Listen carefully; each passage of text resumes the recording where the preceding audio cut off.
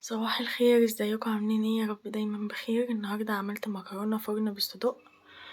جبت بصلايه قطعتها حتت وحمرتها، اديتها تشويحه كده لحد ما لونها بقى ذهبي.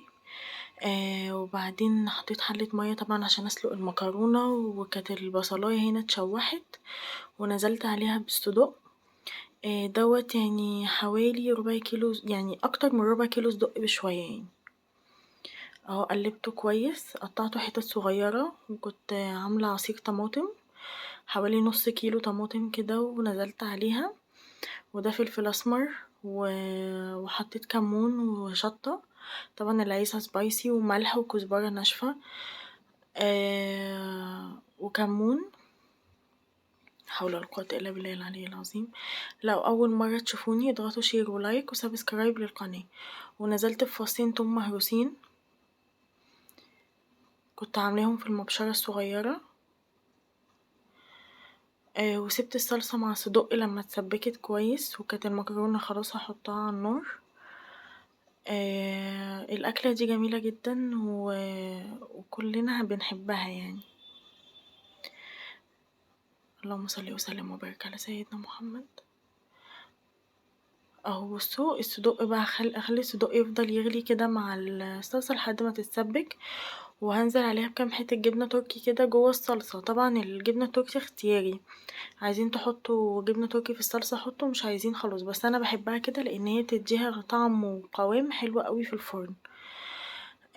هحط طبعا، مش هحط كمية المكرونة كلها عشان انا عايزة الصلصة تبقى في المكرونة كده زيادة شوية، عايزة المكرونة تبقى جوسي. اهي بصوا.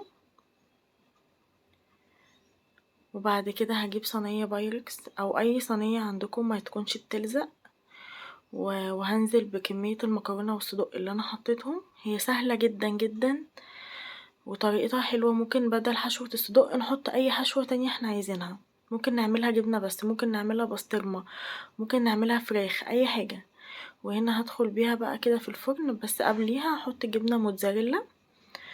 الجبنة الموتزاريلا كانت متلجة شوية وما كنتش عارفة افكها من بعض، كانت ساقعة جدا.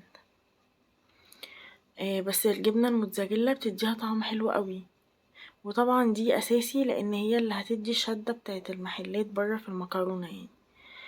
وهنزل برضو احط عليها برضو شرايح جبنة تركي، وبرضو الجبنة التركي اختياري، اللي عايز يحط برضو يحط، اللي مش عايز خلاص. بس انا بشوف الجبنة التركي بتديها طعم احلى يعني من الموتزاريلا. بس اي حشوة نحب نحطها في المكرونة ديت عادي. اهي كده المكرونة كانت خلاص استوت، وبألف هنا وشفا.